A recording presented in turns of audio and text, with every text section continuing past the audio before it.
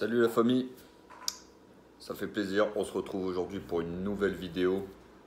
On va revenir un petit peu vite fait, mais alors vraiment vite fait sur le match de Ligue des Champions contre le Bayern.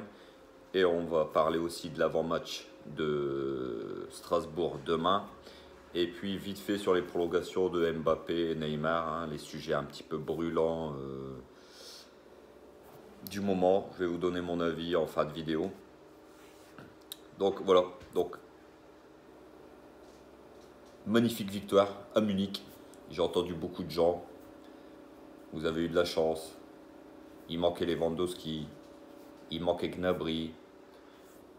Goretzka. Zule. Ils ont eu des blessés pendant le match. Oui, c'est vrai. J'ai envie de vous dire que c'est vrai.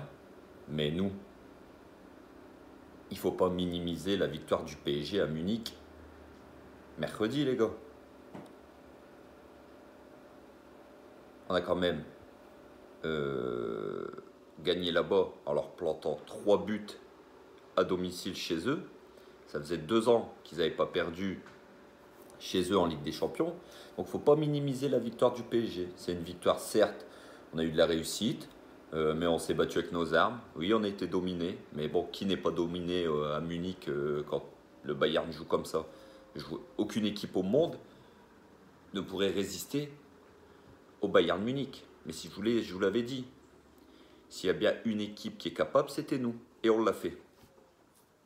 Et on l'a fait avec une défense bricolée, avec Verratti qui n'était pas là au milieu de terrain, pas de Paredes, pas d'Icardi. On a eu Marquinhos qui s'est blessé aussi pendant le match, et je ne suis pas sûr que sans Marquinhos, qu'on encaisse les 2 buts qu'on a pris, parce que si vous regardez bien, c'est à peu près les 2 mêmes buts. Et Marquinhos, on sait très bien que de la tête, il prend tout. Donc, il ne faut pas minimiser la victoire. C'est une super victoire du PSG. Il y aura un match retour à jouer. On ne va pas se laisser faire à la maison, ça c'est sûr. Donc voilà les gars. C'était une petite parenthèse sur le match de Munich. Maintenant, demain, il y a un très gros match. Alors, c'est vrai que l'affiche, c'est pas le Bayern, c'est à Strasbourg. Mais il est très important, ce match, pour la course au titre. Alors, c'est très difficile, surtout nous, on a du mal à aller gagner à Strasbourg. Même si on gagne, c'est un but d'écart, ou c'est une pelouse où on a du mal à s'imposer. Sachant que le stade de Strasbourg, enfin la pelouse pardon, de Strasbourg n'est pas très bonne. Donc déjà techniquement, nous, vu qu'on a des joueurs techniques, c'est pas quelque chose qui nous avantage. On va jouer contre une équipe qui certes joue avec un bloc bas, c'est sûr, ils vont jouer le PSG, mais demain ils vont jouer crânement leur chance. Ça c'est une certitude contre nous. Et sachant qu'on a entendu aussi que Pochettino pouvait faire du turnover. Alors dites-moi en commentaire si vous êtes fan pour faire un turnover demain, ou si il vaut mieux aligner une équipe qui se rapproche du 11 de départ qu'on a aligné au Bayern. Moi, je ne suis pas fan du turnover. Je vais vous expliquer pourquoi. Alors, en temps normal, si on avait un point d'avance, moi, il n'y a pas de souci. Le seul souci, c'est qu'on a 3 points de retard sur Lille. Donc, turnover, je veux bien. Et je vais vous donner la compo de ce qui pourrait être sorti demain. Ça fait un peu peur. Même si c'est que Strasbourg, il pourrait aligner des joueurs qui sont en manque de rythme. Et par ce fait, Strasbourg pourrait nous mettre en difficulté. Alors, Rico dans les buts, je comprends pas trop pourquoi Rico dans les buts, même si Navas, voilà. Je trouve pas qu'un gardien a vraiment besoin de souffler. Certes, voilà, il joue et tout, mais c'est pas comme un joueur de champ où il fait des kilomètres et des kilomètres par match. Donc je suis pas fan de mettre Rico demain, sachant que c'est quand même un match important, un match pour le titre. J'aurais préféré garder Navas, qui est dans une forme incroyable, peut-être la forme de sa vie. Donc voilà, en défense centrale, Dagba à droite. Dagba a livré un très gros match, il a laissé énormément d'énergie à Munich. Et on parle de Pembele, le jeune Pembele, le petit Titi. Moi les seules fois que je l'ai vu jouer, voilà, il a mis de l'intensité. Techniquement, c'est pas dégueulasse. Moi, je serais fan pour mettre Pembele demain. Kerrer Diallo dans l'axe. Alors Diallo, je m'inquiète un peu moins. Par contre, Kerrer qui a plus du tout de confiance, c'est inquiétant. Et Becker à droite. Quand on voit la prestation, la deuxième mi-temps qu'a fait Becker à Munich, alors certes, voilà, Leroy Sané, c'est un sérieux client, mais ça n'a pas été une rentrée rassurante de Becker. Milieu de terrain, Herrera, Paredes, Rafinha. Alors ça me plaît, c'est un milieu de terrain qui me plaît, un milieu de terrain plutôt technique. Et c'est un milieu de terrain que j'ai envie de voir demain jouer, franchement ça peut le faire. Alors on sait très bien qu'ils gardent Pereira et Gay pour le match de Munich. D'ailleurs ils méritent de souffler eux pour l'occasion parce qu'ils ont quand même livré un très gros match à Munich. Et devant, Keane, que j'ai trouvé très très emprunté. Keane. Alors je pense que malheureusement le Covid a peut-être il y a eu de grosses séquelles parce qu'il a joué quoi 10-15 minutes contre Munich, mais on voyait régulièrement qu'il mettait les mains sur les genoux, les mains sur les hanches. Voilà, il a l'air vraiment très atteint, Moise Keane. Parce que généralement, c'est un joueur qui donne de sa personne, qui court, qui presse. Et là, on l'a senti emprunté. Et Draxler qui viendrait l'épauler. Draxler qui a fait plutôt un bon match à Munich. Et puis Sarabia. Sarabia qu'on ne voit plus, il a disparu de la circulation. Je pense qu'il ne rentre pas trop dans les plans de Pochettino. Sarabia, c'est un joueur qui est vraiment en manque de confiance, qui pour moi avait fait un bon départ au PSG, mais qui a carrément lâché. Mais bon, demain il aura sa chance, ça sera à lui de prouver. Donc voilà les gars, la compo. Alors, vous me direz, c'est vrai, il y en a assez pour aller gagner à Strasbourg, qui est 13e du championnat. Je suis d'accord. Mais on sait très bien que quand le PSG se déplace, les équipes qui reçoivent le PSG font des matchs, la plupart du temps, incroyables. Ils mettent de l'intensité, ils mettent des coups. Voilà, parce que c'est le PSG. Donc, pas sûr qu'une équipe comme ça, où c'est une équipe quand même qui est pas mal en manque de rythme, il y a beaucoup de joueurs en manque de rythme, fasse l'affaire demain. J'espère me tromper. Voilà. Lille joue ce soir à Metz. Lille joue ce soir à Metz. Donc si Lille s'impose à Metz, ils vont nous mettre 6 points. Donc le match de demain sera encore plus important.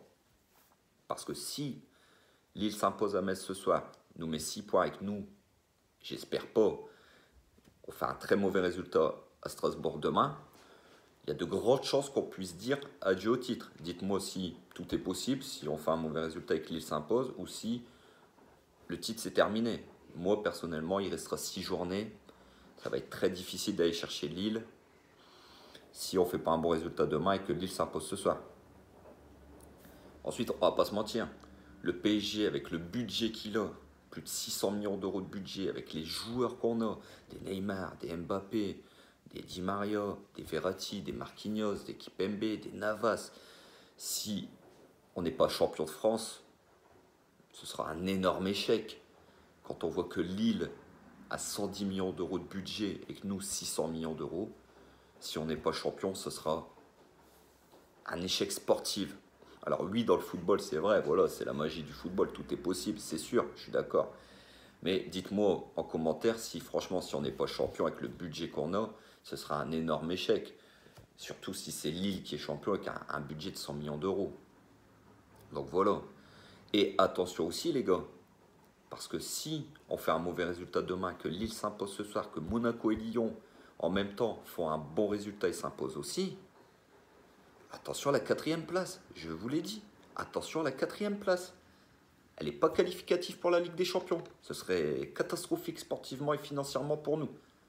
Donc, il faut que demain le PSG va faire un très gros match là-bas.